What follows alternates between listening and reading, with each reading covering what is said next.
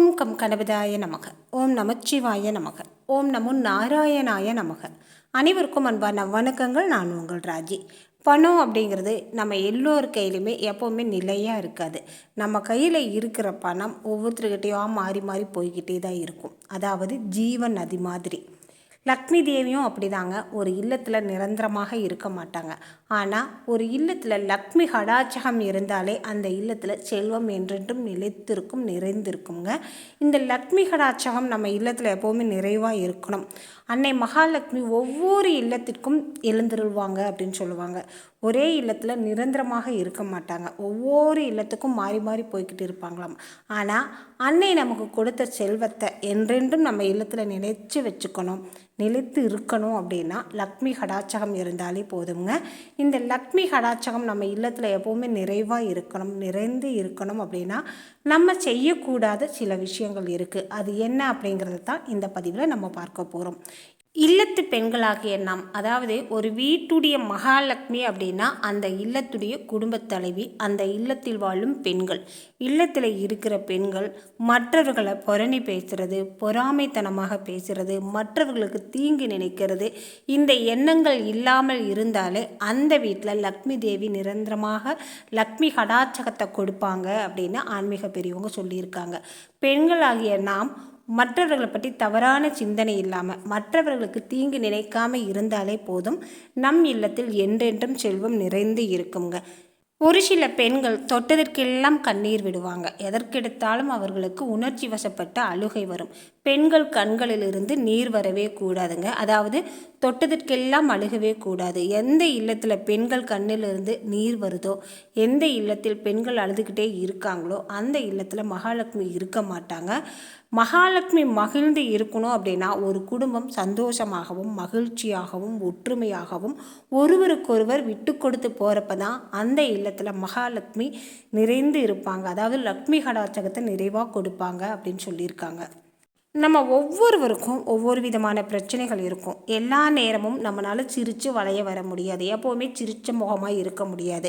அதற்காக எப்போவுமே சிரிச்சுட்டு இருக்கலை அப்படின்னாலும் எல்லா நேரமும் ஏதோ யோசனையில் இருக்கிற மாதிரி, ஏதோ மன வருத்தத்தில் இருக்கிற மாதிரி, எதையோ சிந்திச்சுட்டு இருக்கிற மாதிரி முகத்தை ரொம்ப கோபமாக வச்சுட்டு இருக்காமல் சாந்தமாகவும் ஓரளவுக்காவது மனசுக்குள்ளே எந்த பிரச்சனை வந்தாலும் அந்த பிரச்சனையை தீர்க்கக்கூடிய இறைவன் நம்ம பக்கத்தில் இருக்கான் அப்படிங்கிற நம்பிக்கையோடு நம்ம அன்றாட பணிகளை நம்ம செய்தாலே போதும்.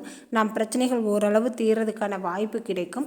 இல்லத்தில் லக்ஷ்மி கடாட்சகம் நிறைந்திருக்குங்க.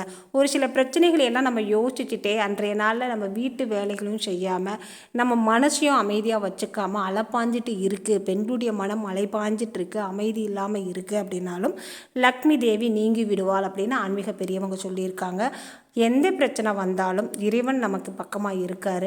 நமக்கு வர்ற பிரச்சனை மழை போல் வந்தாலும் பனி போல் விலகிரும் அப்படின்னு சொல்கிற நம்பிக்கையோடு நம்ம இறை வழிபாட்டையும் நம்மளுடைய அன்றாட கடமைகளும் செஞ்சுட்டு வந்தாலே நம் பிரச்சனைகள் ஓரளவுக்கு குறையிறதுக்கு வாய்ப்பு இருக்குங்க.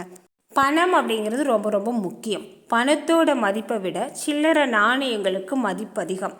சில்லறை நாணயங்களை வீட்டில் நம்ம அங்கங்கே செதற விடக்கூடாது. நமக்கு எவ்வளோ பெரிய கோபமாக இருந்தாலும் சரி, எவ்வளோ பெரிய சண்டையாக இருந்தாலும் எந்தவித நேரத்துலையும் நாணயங்களை தூக்கி வீசுறதோ, பணத்தை தூக்கி வீசுறதோ, அந்த மாதிரி தவறுகளை தெரியாமையும் கூட நம்ம செஞ்சிடக்கூடாதுங்க.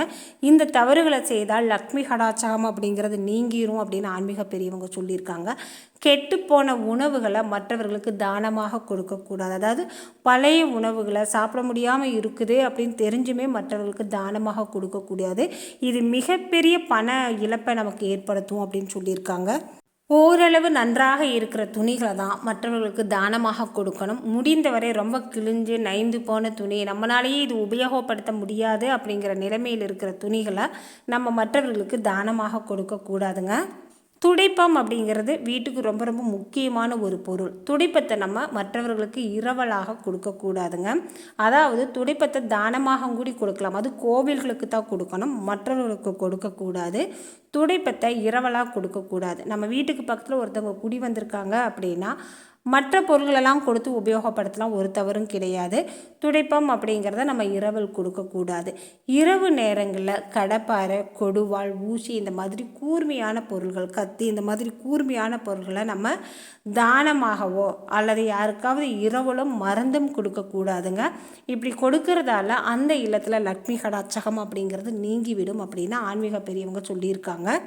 தானம் அப்படிங்கிறது நம்ம கொடுக்கணுங்க. மற்றவர்களுக்கு தானம் செய்கிறது அப்படிங்கிறது ரொம்ப ரொம்ப நல்ல பழக்கம். தானம் செய்தால்தான் அன்னை மகாலட்சுமியின் அருளும் அனுகிரகமும் நமக்கு கிடைக்கும்.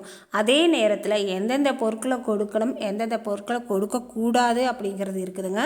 கொடுக்க வேண்டிய பொருட்களை தான் கொடுக்கணும். இரவு நேரங்களில் உப்பு தானமாக கேட்குறாங்க, சர்க்கரை தானமாக கேட்குறாங்க அப்படிங்கிறப்ப கொடுக்கக்கூடாது. அதாவது தவிர்க்க முடியாத சூழ்நிலை, வெளி இடங்களில் இருக்கும், ரொம்ப முடியாத ஒரு சூழ்நிலை அப்படின்னா கொடுக்கலாம், ஒரு தவறும் கிடையாது. பக்கத்தில் தான் கடை இருக்குது, அவங்களுக்கு போய் வாங்கி வர்றதுக்கு சௌகரியம் இருக்குது அப்படிங்கிற நேரத்தில் இந்த பொருட்களை எல்லாம் இரவு நேரத்தில் சர்க்கரை, தயிர், உப்பு இந்த பொருட்களை எல்லாம் தானமாக கொடுக்கக்கூடாது.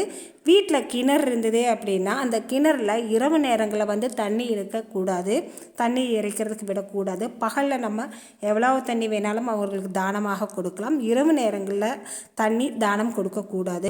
அதாவது கிணற்றில் இருக்கிற தண்ணியை இரவு நேரத்தில் தானமாக கொடுக்கக்கூடாது. வீட்டுக்குள்ளே கிணறு இருக்குது அப்படின்னா அந்த கிணற்றில் இரவு நேரத்தில் தண்ணீர் இழுத்து தானமாக கொடுக்கக்கூடாது. நம்ம முன்னோர்கள் எது செய்தாலும் சரியாகத்தான் செஞ்சுருப்பாங்க.